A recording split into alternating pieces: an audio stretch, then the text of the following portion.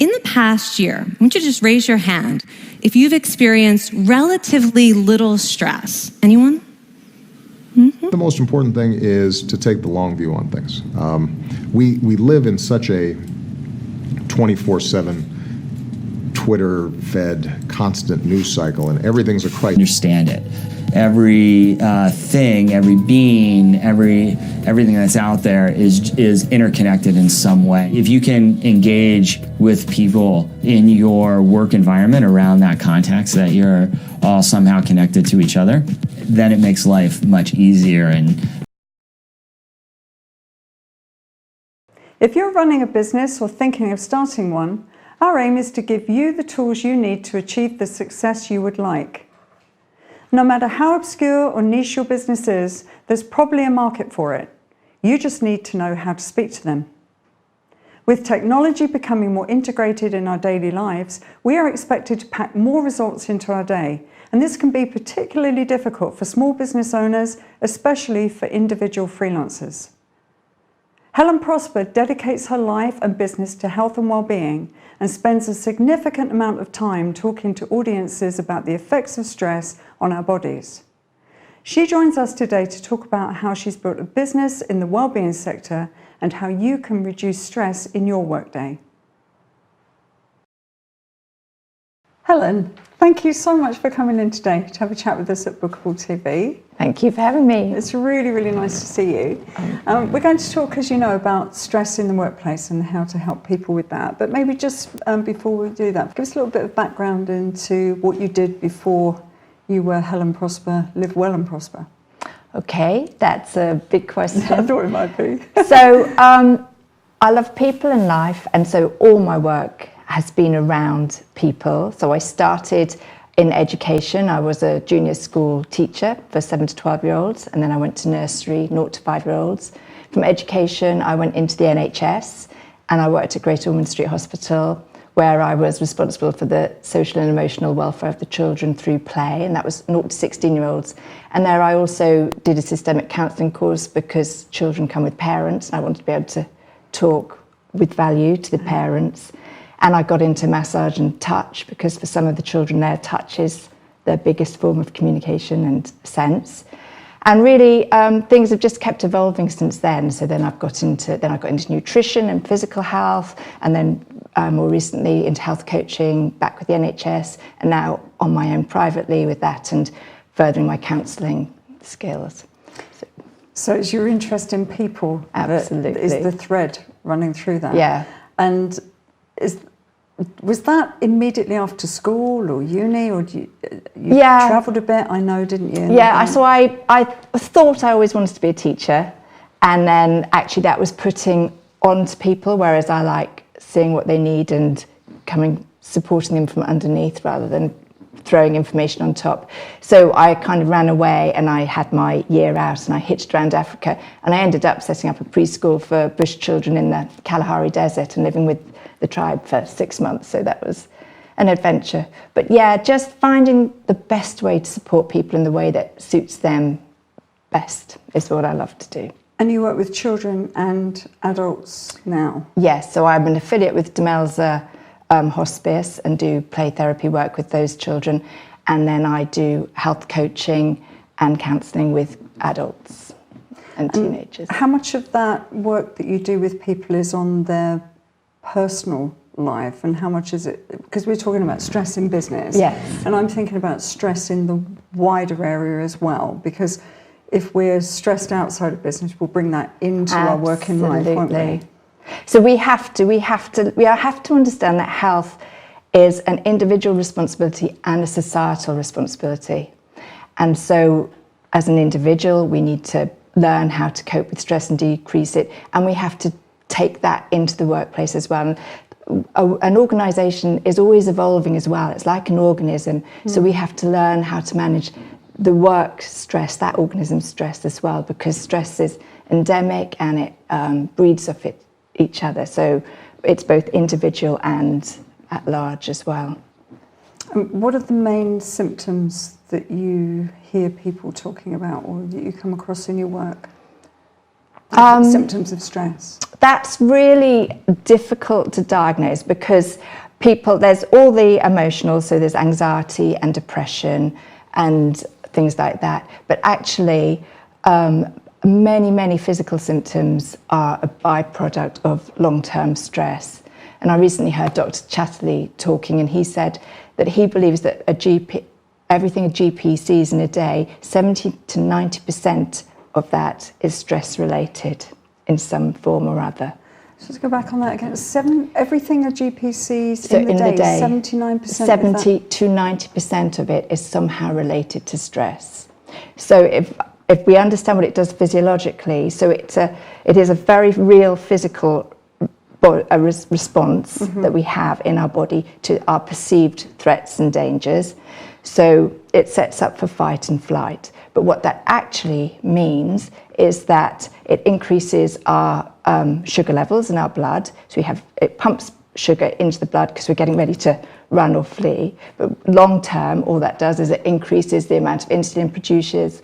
It causes insulin resistance, which goes on to help cause diabetes, and it causes fat storage, particularly around the stomach. It causes the heart to pump faster. So long term, that's just raised blood pressure and causes capillary damage. It causes the blood to be more able to clot better. Long term, short term, that's great. It's going to, if we're cut, it's going to sort us out.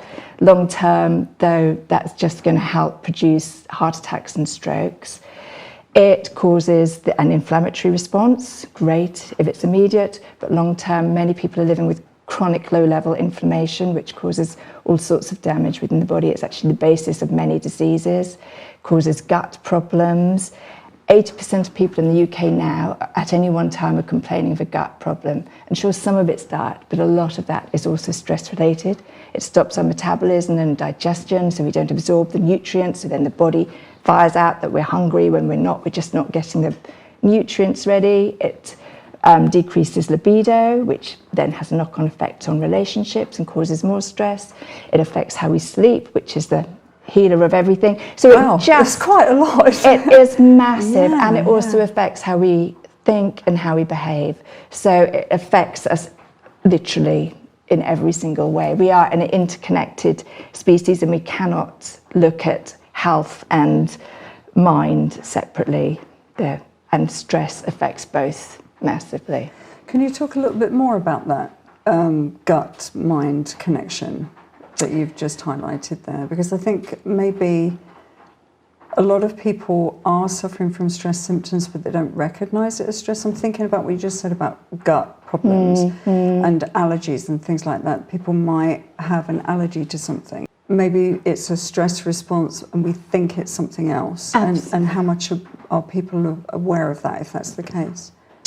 I think it's very, very difficult to sit here and talk about because everybody's so bio-individual. Sure. But yes, it's something that needs to be looked at, and that's why doctors are looking more at symptoms, more at underlying causes of symptoms. You know, just sorting out symptoms we know isn't working anymore, and behind every symptom, there's all sorts of possible things that could be causing it, not one pill, one ill anymore. So it's about having a far more holistic approach, which is why I love doing what I do, and all the things I've done connect together. So it could be food, nutrition, but it could be our thoughts and our minds, and it could be our lack of movement, and it could be our lack of social connection. So there's many factors, and we're now beginning to understand that we need to look at all the needs of a human being, not just cover a symptom. And the individual's response, you touched in there on the not making a generalisation about people. The individual is going to have, my response to stress will be different to your response to stress. Absolutely. Totally different. But there are techniques that we can all use that are common for all of us to bring stress down, but how it manifests in us is completely different. So some people, it will manifest far more emotionally, and some people, it will go to their weakest organ and cause some sort of problem there. So people are taking time off work, presumably through illness caused by stress a lot of the time, I think. Yes, massively, yeah. And can you offer our viewers who are perhaps in their business world in their day-to-day activity in their business who are perhaps recognising some of the things you're saying and going, oh, okay, that maybe that's the stress. Can you offer them any kind of tips? Absolutely. So for everybody, we're always going to have stress, but it's learning to bring our stress levels down, because stress is accumulative. So if we can regularly during the day have little shots of joy, bits of laughter, things that reduce stress, then we're always going to be bringing our stress levels down so it can accumulate up to manageable levels and never go beyond, so we flip our lids. I was just thinking about little shots of laughter in the business day. We need little shots of joy, little shots of laughter. We need tech-free time, we need downtime. I mean, that's a massive stress. All our downtime is being eroded.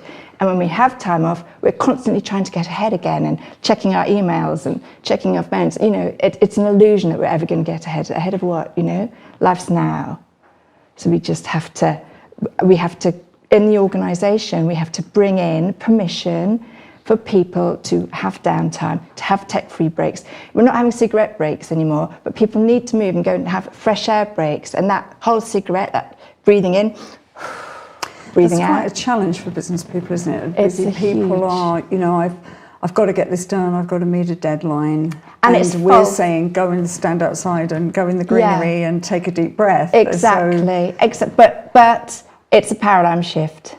And it's really important, you know, the culture is sick, and the way we're working, we know isn't helping things. So all we can do is break it, take a chance. And they're doing it in other countries. You know, at some countries they're even getting awarded if they have 8 hours sleep or more, and stuff like that, because it's increasing the production of the day.